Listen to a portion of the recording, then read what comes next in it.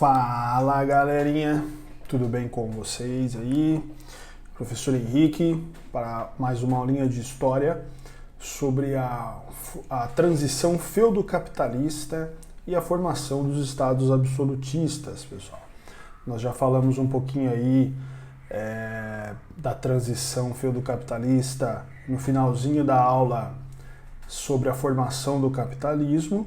Agora vamos reforçar um pouquinho essa parte aí da transição, as principais características, para entender como que houve aí o processo de formação dos estados absolutistas, das monarquias absolutistas.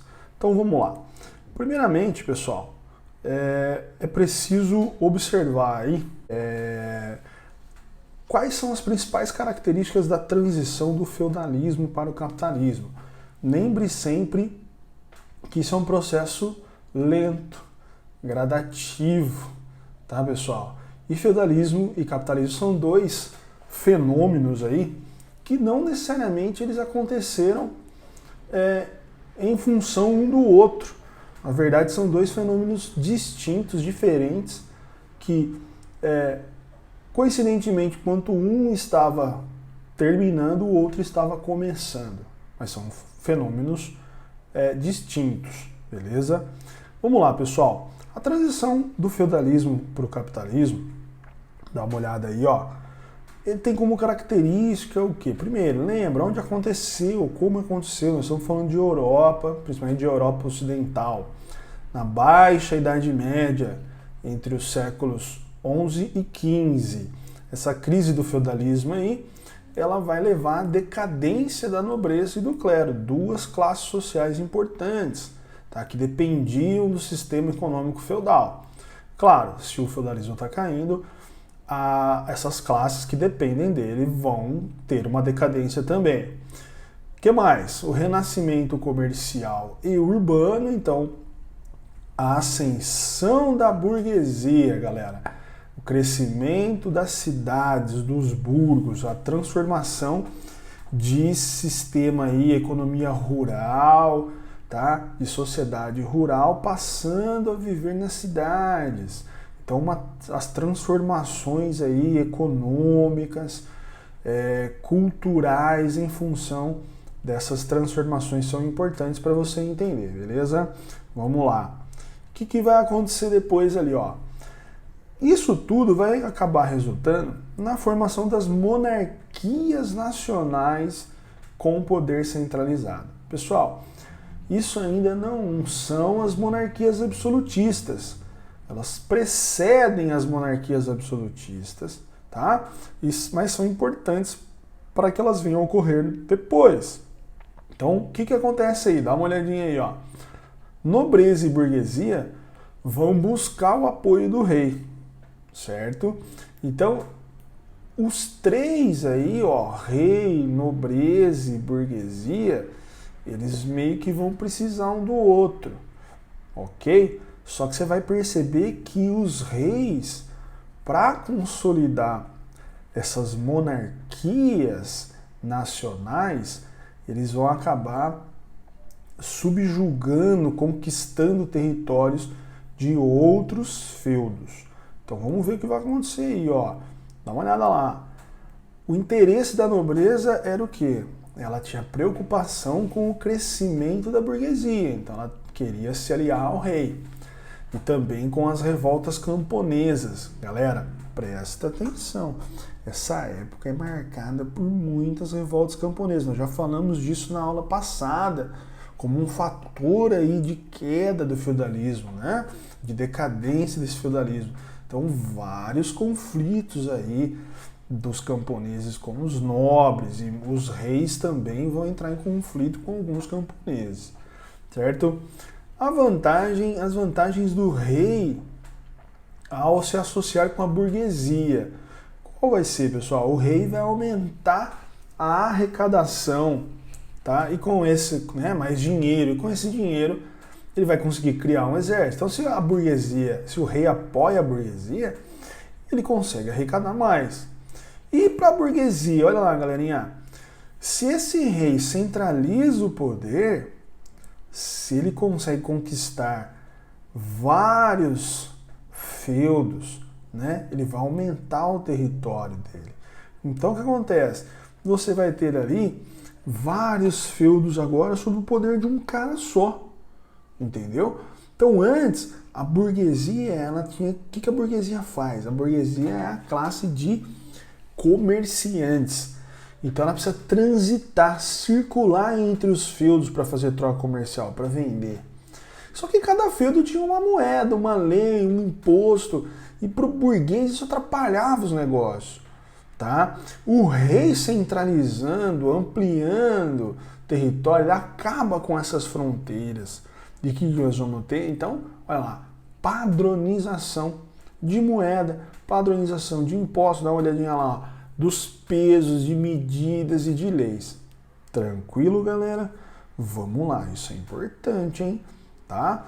Seguindo aí, galera, você tem umas imagens aí para representar essa aliança dos reis aí com a nobreza e com a burguesia, beleza?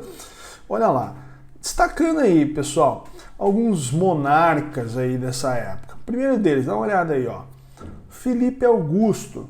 Filipe Augusto, o rei Filipe Augusto, ou Filipe II, pessoal, também conhecido aí como dádiva de Deus, ele vai governar aí, na verdade ele existe entre 1180 e 1223. Ele vai ser um cara que vai se destacar por importantes vitórias militares, aumento dos domínios, isso em função de conflitos com os ingleses, e fortalecimento da monarquia, combatendo os senhores feudais. E ele também vai participar da Terceira Cruzada. Lembra que as cruzadas estão acontecendo, tá, pessoal? São várias cruzadas aí nesse período e esse rei vai participar da Terceira Cruzada.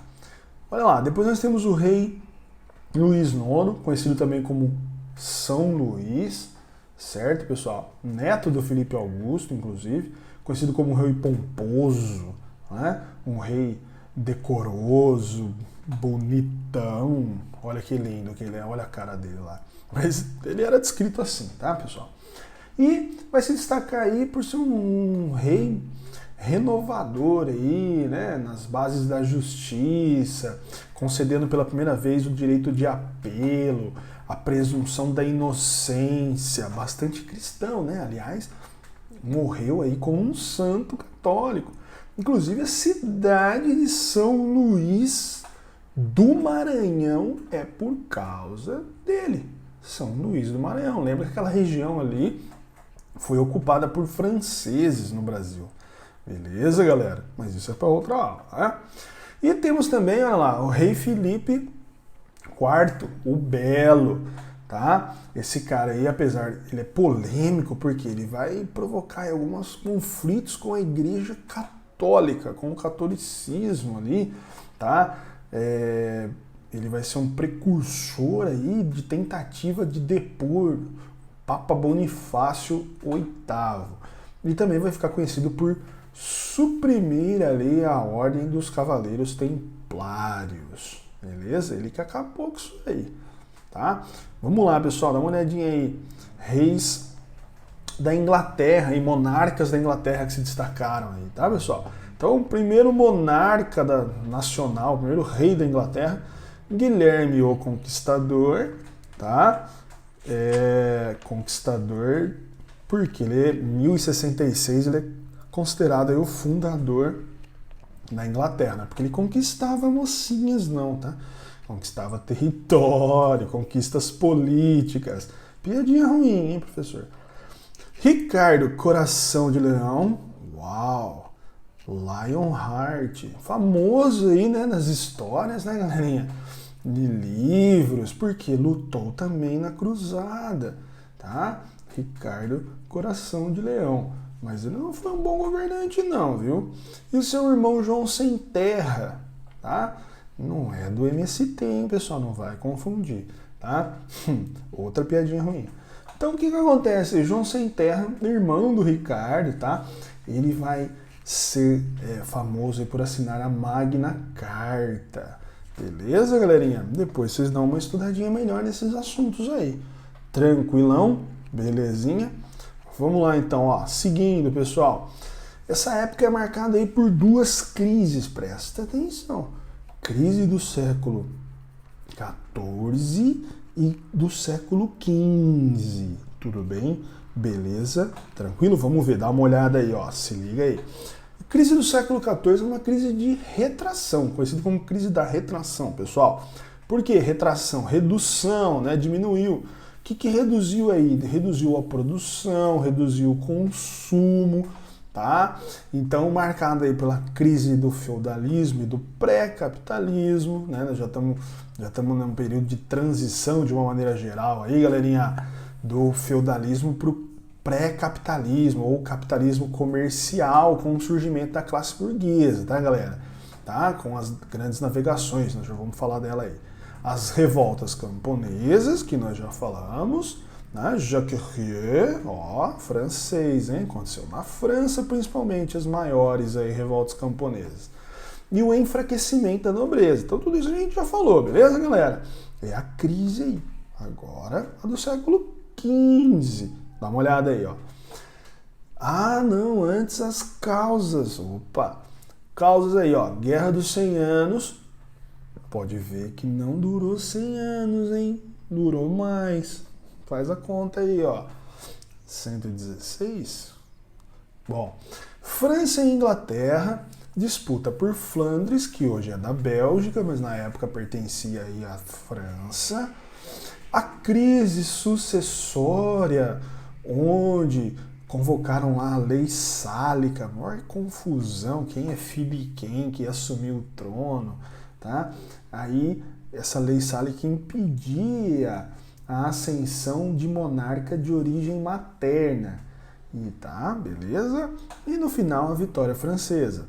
Outra causa aí dessas crises, a peste negra, né, que ocorreu principalmente por falta de higiene. A peste negra, os caras usavam aquela máscara esquisita lá, com aquele bico, parecia um passarinho, um negócio sinistro, tá? Achando que pegava no ar, mas não era por causa de pulga, galera. E isso tinha a ver com a falta de higiene nas embarcações, nas cidades, né? O intercâmbio comercial entre Europa e Ásia vinha nos navios, uma desgraça, né? Essa época também, fanatismo religioso, a galera achava, porque do mesmo jeito que a crise veio, ela foi embora, então o nego achava que era castigo divino, uma loucura, e um enfraquecimento da nobreza mais uma vez, tá bom? Beleza, galera? E consequência aí, terceira causa aí, fome, lógico, né, meu? Não tem produção, tem guerra, tem peste, tá uma desgraça, fome, tá? Isso aí tudo causa da crise do século XIV, galerinha. Bom, beleza? Agora sim, crise do século XV, se liga aí, ó. Essa crise, ao contrário da outra, é crise de crescimento. Ué, que estranho, crise de crescimento. É, galera, lembra? Um dos principais motivos da decadência do feudalismo é que a população cresceu muito dentro das cidades. Então, crescimento populacional e urbano. Eu preciso aumentar a produção. Só que o Mediterrâneo era controlado pelos italianos e otomanos, tá? Então o que vai precisar aí, ó? Novas rotas comerciais, novos mercados. Para quê? Buscar matéria-prima, buscar metal precioso. E aí então acontecem o quê? Isso, as grandes navegações, galera. É isso aí. E aí toda aquela história lá, né? Das grandes navegações, Portugal, Inglaterra principalmente, Espanha, França, Holanda, esses caras vão sair navegando por novos mercados. E alguns deles vão chegar onde? Onde? Na América. Então a colonização da América tem tudo a ver com isso, com essa transição feudo-capitalista, pré-capitalismo, grandes navegações. Loucura, né? Tá vendo só a história para entender o presente. Vamos lá. Bom, galera, tudo isso, o que vai acontecer aí? Vai acabar aí, nós vamos chegar aí no século XV para o XVI com a formação de monarquias absolutistas, formação do absolutismo. O que é o absolutismo? Se liga. Conceito do absolutismo, doutrina política que concede autoridade e poder ilimitado ao monarca, com supremacia absoluta, poder político restrito sobre o Estado, sobre o povo. Então o que acontece aí, galerinha? Qual que é o conceito aí? Qual que é o conceito, hein? Concentração de poder na mão de um soberano, beleza? As origens disso, pessoal, se liga aí, né? Quais são as origens disso? Todas as que a gente já falou, tá? As origens são essas: a crise do feudalismo, a ascensão do capitalismo, as monarquias nacionais apareceram, tá? A nobreza feudal decaindo, todo esse contexto aí entre os séculos 16, do 15 para o 16 aí, até o 18, é o que a gente chama de antigo regime. É isso aí, absolutismo, tá? Antigo regime. Tem características de feudalismo e capitalismo, tá bom? É uma transição, galera, lembra disso. Dá uma olhada nesse cara aí que tá aparecendo na tela, ó. Rei Luís XIV, da França, tá? Um resumo do absolutismo francês aí, grande parte dele na mão desse cara aí, com a frase Laissez-moi. Nossa, que francês top, tá? Eu sou o Estado, galera, beleza? Tranquilo? O que acontece aí, então, ó? O absolutismo ele vai do século XVI aí até o século XVIII, principalmente, marca esses séculos. Tranquilo? Na Europa, tá bom? Não só na França, né? Espanha, Prússia, vários lugares. Tudo bem, galera? Vamos lá, as principais características desse absolutismo aí. O que é isso, galera? Lembra? O rei ele passa a decretar lei, impor tributos, definir a justiça, comandar o exército, tá certo? Tentando buscar um equilíbrio aí entre a nobreza e a burguesia, né? Mas na verdade, alguns nobres ainda vão ter privilégios sociais e a burguesia vantagens econômicas. Beleza, galerinha? Tranquilão? Vamos lá, ó. Principais teóricos, comentar rapidinho aí. Maquiavel e Thomas Hobbes são muito importantes, dá uma olhada. Maquiavel, na sua obra O Príncipe, ele traz a razão do Estado, dá razão para todas as ações do Estado, tá? E a frase, aquela, os fins justificam os meios, vem daí, pessoal. Quando você falar isso, pode falar que você está sendo maquiavélico. Uou, que legal. E o Thomas Hobbes? O cara do contrato social, pessoal, não escrevi aí, mas guarda isso, tá? Ele falava que o homem era egoísta, ruim por natureza, o homem era o lobo do homem, então ele precisava ser controlado, regido pelo Estado, dando razão para o Estado controlar, tá? E o Jacques Bossuet, tá? Bossuet, na verdade, opa, falei errado, meu francês está engrupinhando aqui. Ele relacionou a política com a religião, tá? Falando que o líder ele era instituído por Deus. Então, se você contrariasse o rei, estava contrariando Deus, basicamente. Nossa, que medo. Vamos lá, galerinha. A gente falando em religião, dá uma olhada aí, ó. Esse período passa no contexto da Reforma Protestante, tá? Calvinismo, luteranismo, né, com Martim Lutero, dá uma olhada nele aí, ó, que bonitão, e anglicanismo, tá? As igrejas, né, que vão contrariar a igreja católica, para quê? Tentar formar a igreja nacional, mais fácil o rei controlar a igreja no seu país, romper com o Papa católico, beleza? Mas a igreja também tentou fazer lá a sua reforma católica para combater isso, a contra-reforma. Isso, contra-reforma ou reforma católica, porque eles eram contra a reforma protestante, ó, entendeu? Tá? Então, olha lá, ó, Concílio de Trento, que era uma série de reuniões para rever os dogmas da igreja, né, reafirmar alguns, tipo Santíssima Trindade, etc e tal. Criação de seminário, pois não tinha, os caras aprendiam a ser padre com outro padre, aí cada padre falava o que queria, né, meu? Agora os caras vão criar seminário. Catecismo, para falar, meu amigo, ó, se você acredita em Deus, você tem que fazer isso, é a catequese. índex nos livros proibidos e os tribunais do Santo Ofício. Meu Deus, que medo. Vamos lá. Galerinha, para finalizar aí, ó, o que vai ajudar por fim nesse tipo de regime político aí? As ideias iluministas. Tá? O iluminismo, lembra disso, nós vamos falar mais de iluminismo numa próxima aula, amiguinhos.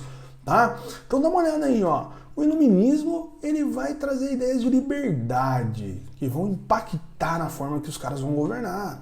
Tá certo? Ô louco, como assim você vai ter governado do jeito que você quer? Não pode.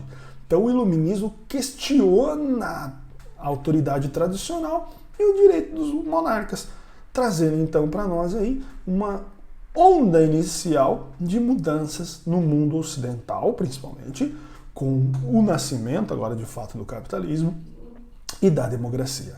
Beleza, galera? Tranquilão? Na próxima aula a gente fala desse capitalismo, vamos falar melhor de pré-capitalismo, de capitalismo industrial e depois as outras fases, como o capitalismo financeiro monopolista. Beleza? Tranquilão, amiguinho? Bons estudos aí. Tchau, tchau.